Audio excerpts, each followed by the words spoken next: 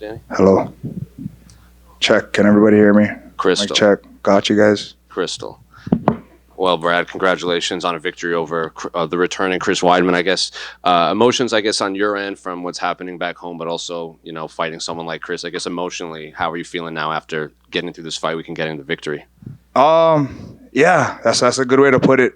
I was telling Chris after the fight, like, dude, the whole week we kept running into each other, and prior to this, we haven't really we've met before, but we've never really, talked and conversated and whatnot. And dude is such a nice guy.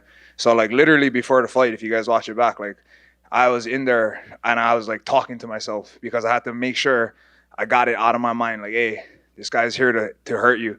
I got to go out there and kill him. You know what I mean? I met his wife. His wife is from Hawaii, so there's already that connect. And then Chris is telling me, he's like, bro, I think my wife was saying that you guys are like third cousins. I was like, I wouldn't doubt it. But yeah, everything freaking UFC. They put on right before I walked out. They showed the promo to this shirt, and they showed the fires, and that was a little emotional for me, but had to keep it together. The unless you guys know people back home in Hawaii and are hearing it from ground zero, what the media is reporting is not even close to how bad it is. It's bad. The things they're finding. I just seen one this morning. I think he was I don't know how old he was, either in 8th grade or 8 years old, something like that. He must have been in 8th grade, but he was still last day of summer break or something, and he was home, and his mom had to find his body burnt next to their family dog. I couldn't imagine. So yeah, I was hoping that we would get interviewed after, so I could just help keep passing the message, that the people of Lahaina and Maui are still in need. They're dealing with some crazy things. They're right now they're saying, the confirmed total, and I understand confirmed means bodies they can match with identities is at 100 something, but when this is all said and done, it's going to be in between 700 and 1,000 people. Are you getting messages throughout the week too, during this, of people that are still back home for you? Yeah. So luckily for me, my wife is from Maui, and luckily all of our close friends, immediate friends and family are safe and okay, but they're still helping and dealing with it. My father-in-law, he's running the what do you call it? The shelter, I guess you could say, at War Memorial. He's telling us the things that they're coming in and having to, these people that might have not been directly affected as far as losing loved ones or their house or belongings, they're still going to need to decompress, just because they're seeing it firsthand. They're seeing these people that did lose everything come in. There's been already a few suicides. I think the last number I heard was 6, because they lost everything. They lost their family, so they took their own lives. It's bad. Is there any part of you, you obviously you want to monitor what's happening back there, but do you have to turn that off at some point, because it is fight week? And yes, so definitely I had to disconnect from kind of stay off of the social media feed, because everybody's just posting and posting and posting. So I kind of just stick to my thing, post my thing, kind of watch some funny stuff or whatever, to keep it light, because the first few days I just had to stay off. I'll post whatever I wanted to post that day, and then it's too much. It's hard, and then you instantly relate to these people. I'm a father of 2, so anytime I hear, this person lost their kids, the things that they're seeing, families, adults with their kids burnt to a crisp in a car. You know what I mean? Can you imagine that? It's crazy. It's like a war zone out there, and this kind of stuff is not supposed to happen. My condolences to you and your people. But back to taking it to the fight world. Yeah. What did it mean to get a win over Chris Weidman, obviously a legend of the sport, a former champion? Yeah, huge for me. I didn't want to give him too much credit leading up to the fight. I didn't want to put some air in his sails more than it needed to be. But I told him right after, I was like, bro, I really look up to you. One of my favorite fighters, all-time favorite fighters, is Anderson Silva. And for him to dethrone Anderson, who I see as the GOAT of MMA, that says a lot about him. So I told him, I was like, bro, you're a living legend. I told his kids, I was like, hey, your pops is a living legend. You know, like he came up short tonight, but be proud of this man because of what he's accomplished. And dude, it was pissing me off, honestly. Like everybody, when I'll do interviews, not everybody, but a lot of the questions asked to me are like, oh, you know, he's coming off of this long layoff. He's older. He's this, he's that. He broke his leg. Like, bro, they're just writing the dude off. It's like, fuck, like he's like, you guys like just treat him as if he's done. You know what I mean? And he showed tonight that he wasn't. Like I hit him with some crazy leg kicks. In the second round, I hit him with one and I told his corner, I said, hey, throw in the towel. Because I thought for sure, I seen his reaction, and I thought for sure, like one or two more of those, he was done. Like his leg is gonna be damaged. And he kept going. He switched stance. He made the adjustment. Like, dude, that impressed me. He made the adjustment to southpaw. That kind of like threw things off for myself. And then at one point in the fight, I kicked him in his leg, and he's like, "Come on, like do it again, come on." And I was like, "Damn, like, see, don't write this dude off." And you're a veteran. You've done so much in the sport, but where would you rank this win in your career?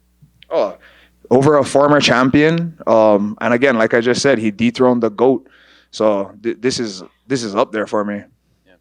And this might be a little bit of a weird question for us. Like watching whenever you were kicking his legs, we were all kind of like wincing a little bit because of the leg break that he had in his last fight. Wondering, you delivering them, do you go through that? I know that's your job, obviously, but like not kind of like a ruthless. Yeah. At the end of the day, I don't think he'll feel bad in the moment trying to break my leg. You know what I mean?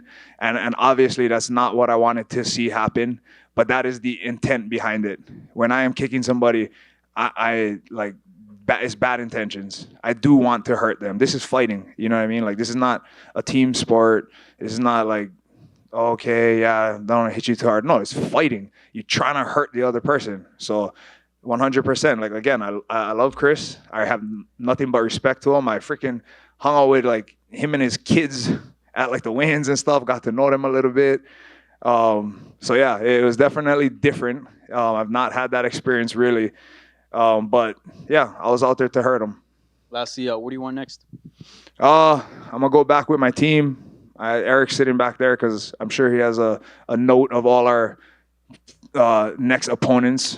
So we'll go back, enjoy this W, and then sit down and talk about what's next. Brett, one more in the front right here. Yeah. Are you able to go back to Maui at all or Hawaii, or is it just too dangerous to go back there? No, you are. But at the same time, so we hadn't intended to go back to Maui after this fight. We had other plans. And then when all of this happened, obviously we feel bad. We want to help. So we kind of talked about it. But at the same time, it's like, if we are going to go back, but without intention, like, then I feel like we're just kind of taking up space, unless we know that, okay, they need volunteers at War Memorial or wherever it is, handing out supplies or helping cook for people or whatever. And then the other thing that we forgot is that school just started. So my daughter's in school. So I was like, we can't just go back and miss a whole bunch of school. So I don't think right now we'll go back. If something comes up to where a family is in need or our family needs our help, like, because like I said, they're there helping families still. So if something like that comes up, 100% we'll go back. Brad, right here. Not seems silly to change topics, but No. To go to fighting. Just one question. During the pre-fight talk, Chris Weidman mentioned that he was very surprised that your fight was on the prelims. He was kind of upset about that. What was your thoughts on that? At the end of the day, I don't really let that stuff bother me. I believe it was because initially slated, we were going to be the fight before the co-main. That's why they shot the countdown on us. Things change. People this, that, whatever. That's on the UFC. To me, I don't care if we're the first fight or the last fight. Unless we're the main event, getting that extra $25K, then it doesn't matter to me. Thank you. Just want to know your thoughts on the upcoming title fight between Israel Adesanya and Sean Strickland. Sean Strickland, baby, let's go. It's going to be a tough fight for him, but Sean Strickland is my teammate, is my homie. Sometimes I love him, sometimes I hate him. Sometimes I love to hate him. But I'm behind him 100%. I'm going to let my legs heal up because my legs are sore from all the kicks I threw tonight. And as soon as I'm able, I'm going to get right back in the gym and help him prepare for Adesanya. Brad, over here. Have you seen the stuff Conor McGregor's been posting about you on Twitter? He seems like he's really going in on you. On me? Yeah. About what? I don't know, but he said you were like he was not complimentary of your performance. He called you an arsewipe. He was really going in. Oh, well, sorry to hear that. Are you surprised? Is there any like background with you, Conor? Because he said like Tavares is an arsewipe anyway, as if like he's had a problem with you for ages. Oh, news to me. But hey, you know Conor's a money fight, so if that's where he wants to go with it, come up to 185, big boy. Let's go. You don't need a USADA test. Let him juice up all he wants. We'll do it at 185. Or freaking smash his little Irish ass.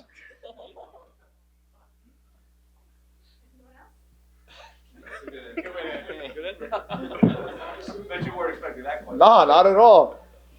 But